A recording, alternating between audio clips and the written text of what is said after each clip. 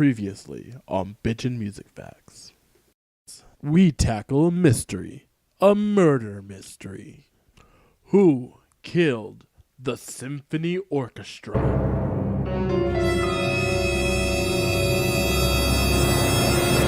It's Darling? I can't see anything!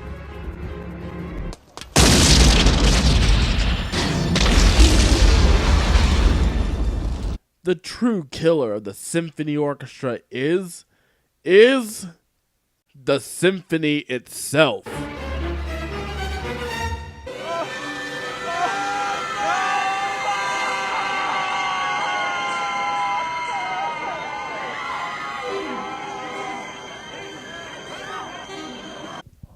The symphony orchestra is dying, but it's not dead. Gentlemen, we can rebuild him. We have the technology. So how do we save the symphony? This might require us to think outside of music, to think, dare I say, in a disciplinary approach. But before we can save the day all Superman style, we need some justification. We need to prove that the symphony, and really by extension the musical arts, are worth saving.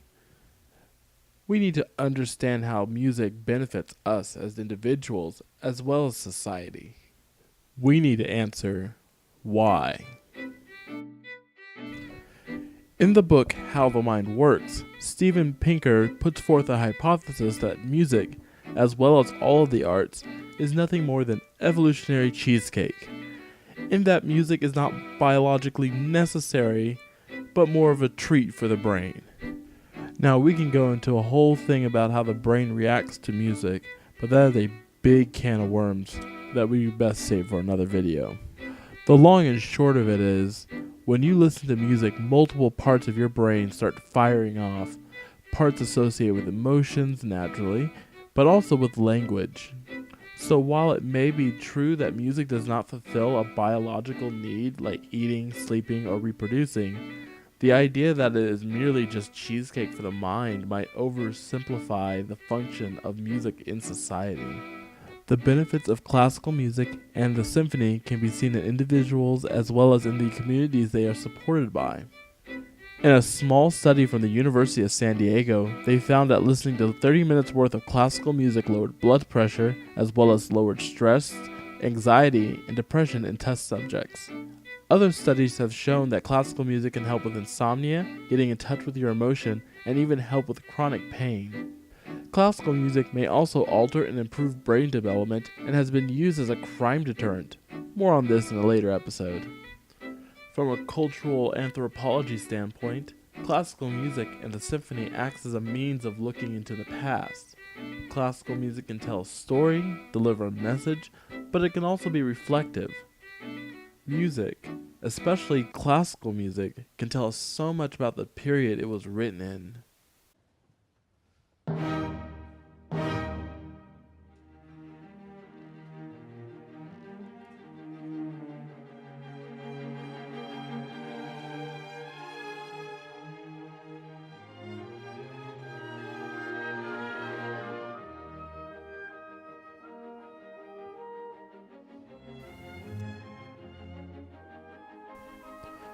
Probably the most surprising benefit of classical music, and specifically the symphony orchestra, is the economic impact the mere presence of the symphony can have on a local economy.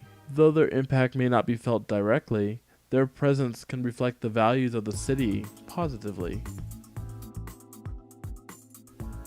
Values that companies, like Saks Fifth Avenue, look at when looking to expand. In an address to his city council, Maestro Scott Speck cited the 1993 comment by a Saks Fifth Avenue official that in order for them to locate a store in Birmingham, the Alabama Symphony Orchestra would need to get up and run again. These are often traits that people look for when seeking a new place to launch a business, or just a new city to move to. Sure, many other individual things can do what I just described. However, the symphony can do this in arguably the most efficient way. And that's just scratching the surface. There are tons more reasons to support the arts, but those are more than we can fit into this video. So how do we save the symphony? To answer this, we'll need to tackle this from two different points of view, from a business side and the audience side. For a business point of view, we need to look no further than Forbes. On January 18, 2011, Ted Gavin, a certified turnaround professional who is a founding manager of a company that specializes in helping organizations get back on track, put forth 4 suggestions to help symphonies get back on their feet. His first suggestion? Stop playing concerts. Well, stop playing so many concerts. The idea is to lower the operating cost that comes from multiple performances of a concert that are not sold to capacity.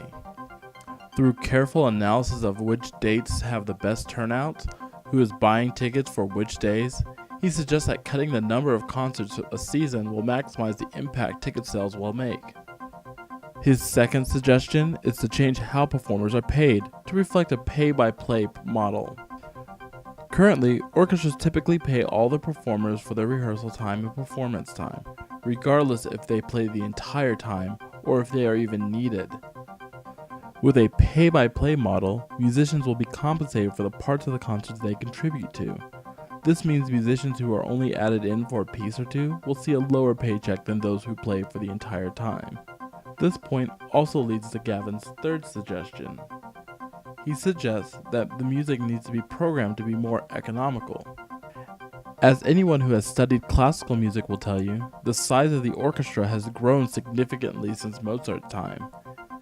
Today, orchestras tend to favor recreating the sound and size of orchestras that composers of earlier centuries would have had access to. That usually means smaller performing forces. Gavin suggests that symphonies should design their programs with this in mind, to avoid programming pieces that require less forces next to pieces that require much more.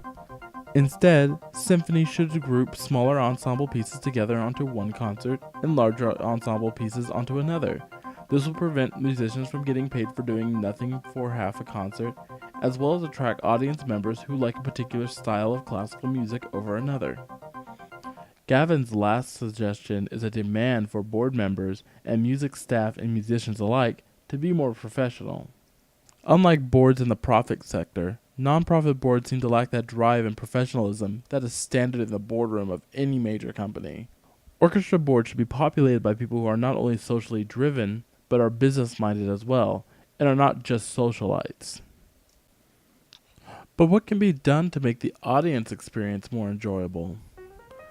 I know many of y'all have experienced trying to get a friend from outside the classical music world to a concert.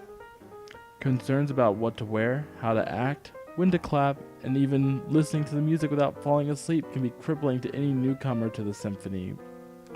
According to Swiss conductor Boldor Brudimann, these unwritten rules of concert etiquette need to be reformed. Along with the orchestra tuning in the back and not wearing tuxedos with tails, he suggests that the audience should be allowed to clap in between movements. That spontaneous expression of joy should not be halted just because it's the second movement. He also suggests that cell phones should be allowed to stay on, but silent in the concert. His reasoning is to allow people to share with others recordings of the concerts or just post about their concert experience on social media. My personal favorite suggestion, however, is the inclusion of more technology in concerts. The YouTube Symphony Orchestra is a prime example of how technology could enhance the concert-going experience by adding a visual element to the music. But his suggestion goes beyond just flashy lights and pictures. It also includes using social media more adequately or providing downloadable content before and after the show. The Oliver Weinman report takes on the audience point of view a step further. In their report with the Boston Symphony Orchestra, they found that other than their core audience, up to 90% of first-time concertgoers and 60% of occasional concertgoers do not come back to the symphony. They found that the following factors play a huge part in whether or not individuals come back. First factor is familiarity with the music, whether or not they know what is being played or who is playing it. Second factor was information availability. This could be in the form of an email about the upcoming concert, notes from the conductor, or even a podcast with musicians talking about the concert. Third was parking. Believe it or not, hassle-free parking was a big deal for many people. Socializing would be the fourth factor.